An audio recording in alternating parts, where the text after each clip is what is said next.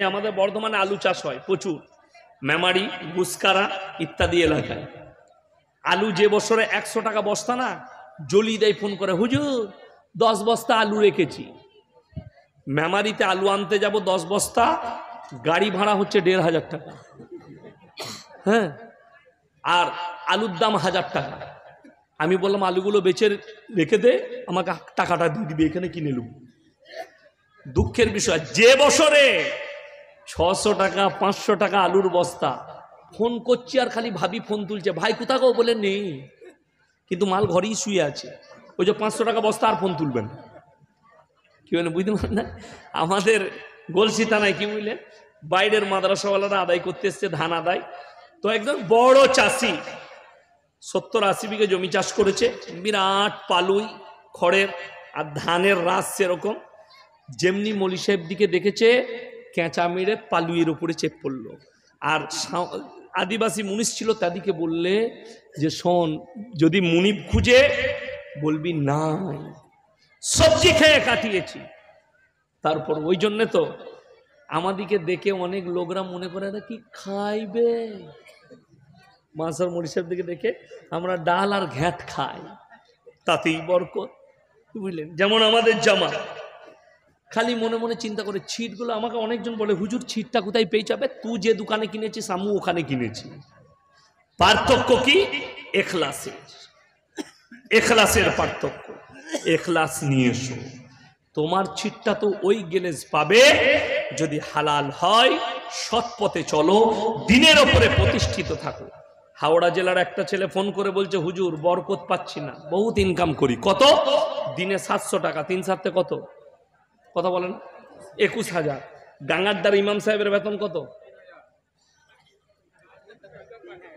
3,000 আর খালা 3, 6, তাই তো? যাই হোক, আমি 6 ধরুন, 10 ধরুন, আমি 10 বলছি। আচ্ছা আপনারা বলুন তো, আপনাদের ইমাম সাহেবকে দেখেছেন লটারি কাটে? ইমাম সাহেবের বউকে দেখেছেন রাস্তায় করে বন্ধন লোন করে বেড়াচ্ছে আর গ্রুপ করে বেড়াচ্ছে? কথা বলে না? বেরোয় ইমাম সাহেবের বউ? বেরোয় না। 20,000 টাকা রোজগার করে, সকালবেলায় বউ কুচা করে শাড়ি করে ফেরান লাভলি লাগিয়ে বেরিয়ে গেল, কোথায় যাচ্ছে কে? বলে বান্ধন লোন তুলবো। ঝাঁটা জুতো খাবি কবরে। বউকে হারাম খদ্দের কাছে পাঠাচ্ছে, বন্ধন লোন নিবে, গ্রুপ লোন। আর গ্রুপে বিরাট লাভ হয়েছে। কি লাভ বলুন দেখিনি? একটা লাভ হয়েছে, আগে অনেক মেয়ে 10টা করে গ্রুপ করে, 9টা মেয়ে যে তাদের হেড হয় তাকে বলে কি ম্যাডাম। সে দেখে শালা কিছু হোক আর না হোক আমি তো ম্যাডাম হয়ে গেছি, বুঝলে? বিরাট ব্যাপার। কবরে সুদ খাওয়ার ম্যাডাম, কবরে কেলানি খাবি, রেহাই নাই। মুসলমান কিসের জন্য হারামে যাচ্ছেন? আপনার ইমামের 3,000 বেতন, তার বউকে বন্ধন লোন আর গ্রুপ লোন করতে হয় না, তাকে সুদের ওপরে টাকা খাটাতে হয় না, তাকে লটারি কাটতে হয় না। তুমি মাসে 20,000 রোজগার করো, তোমার কাছে আছে 10 বিঘে জমি, তোমার কি করে লটারি কাটতে হয়?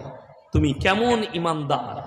যাদের মনে হচ্ছে শুনেলেন, কোরআনের ওপরে বিশ্বাস রাখেন, 3টে জায়গায় মালকে খরচ করবেন, আল্লাহ মালে বরকত দিবে। জোরে বলুন ইনশাআল্লাহ। কটা বললাম? 3টে।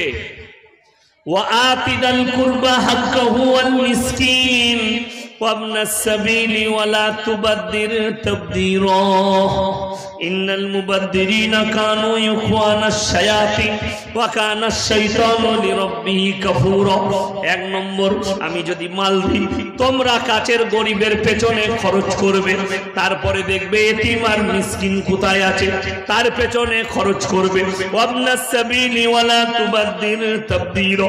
তারপরে শুনে নাও, তোমার কাছে যারা মুসাফির আসবে তাদের সঙ্গে ভালো ব্যবহার করবে। এই 3 জনের যারা খেয়াল রাখবে, আল্লাহ তাদের মালেতে, কারোবারে, খেতি বাড়িতে বরকত দেবে। আমাদের দেশের লোকের ধান কি বুঝলেন, এই আমাদের বর্ধমানে আলু চাষ হয় প্রচুর, মেমারি, গুসকারা ইত্যাদি এলাকায়। আলু যে বছরে 100 টাকা বস্তা না, জলি দেয় ফোন করে, হুজুর 10 বস্তা আলু রেখেছি। মেমারিতে আলু আনতে যাব 10 বস্তা, গাড়ি ভাড়া হচ্ছে 1500 টাকা। হ্যাঁ, আর আলুর দাম 1000 টাকা। আমি বললাম আলুগুলো বেচে রেখে দে, আমাকে টাকাটা দিয়ে দিবি, এখানে কিনে নেব। দুঃখের বিষয়, যে বছরে 600 টাকা 500 টাকা আলুর বস্তা, ফোন করছি আর খালি ভাবি ফোন তুলছে, ভাই কোথা গো, বলে নেই, কিন্তু মাল ঘরেই শুয়ে আছে। ওই যে 500 টাকা বস্তা আর ফোন তুলবেন, কি বলেন বুঝতে পারেন না? আমাদের গলসি থানায় কি বুঝলেন, বাইরের মাদ্রাসাওয়ালারা আদায় করতে এসছে ধান আদায়। তো একদম বড় চাষি 70-80 বিঘে জমি চাষ করেছে, বিরাট পালুই খড়ের আর ধানের রাস সেরকম। যেমনি মলি সাহেব দিকে দেখেছে, কেঁচা মেরে পালুইয়ের উপরে চেপ পড়লো। আর আদিবাসী মুনিশ ছিল, তাদিকে বললে যে শোন, যদি মুনিব খুঁজে বলবি নাই। আদিবাসী লোক, এরা এসে বলে তোদের মুনিব কোথায়, বলে মুনিব নাই, খুব চলে গেল। তারা বেরিয়ে এসছে, আমি তাদিকে বলছি মাল ওপরে চেপে আছে, মলবির এত বরকত তোকে মুনিশ সাজিয়ে দিয়েছে, কি বুঝলেন?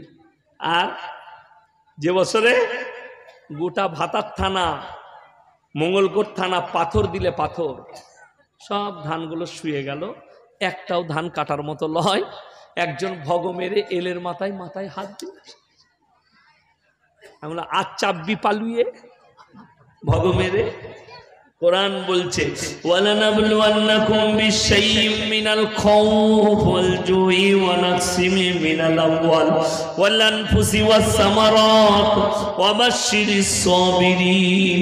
আমি কখনো জানের ক্ষতি করি, কখনো আমার বান্দার মালের ক্ষতি করি, কখনো খেতি বাড়ির ক্ষতি করি, কখনো ব্যবসার ক্ষতি করি।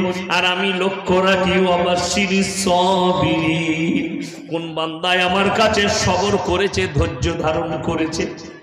মুফতি সাহেব আমরা আজকে বলে গেলাম, বাবা ব্যবসায় বরকত হবে, 5 ওয়াক্তের নামাজ পড়বে, জুম্মার দিনে নামাজ পড়তে গিয়ে দোয়া করছে আল্লাহ আমি 3 দিন নামাজ পড়ে দেখব, যদি ব্যবসা ভালো চলে তাহলে পড়বো, না হলে পড়বো না। আল্লাহ কি বলবে, তুই কদিন আসিস দেখি, তারপরে দেবো, না হলে দেবো না। ব্যবসা উঠে গেল। তুমি আল্লাহকে দেখবে, আল্লাহ তোমাকে দেখবে না। কিন্তু মাসলা এটা লয়, ভালোতে আল্লাহ, মন্দতে আল্লাহ, দুঃখেতে আল্লাহ, সুখেতে আল্লাহ, হায়াতে আল্লাহ, মতে আল্লাহ।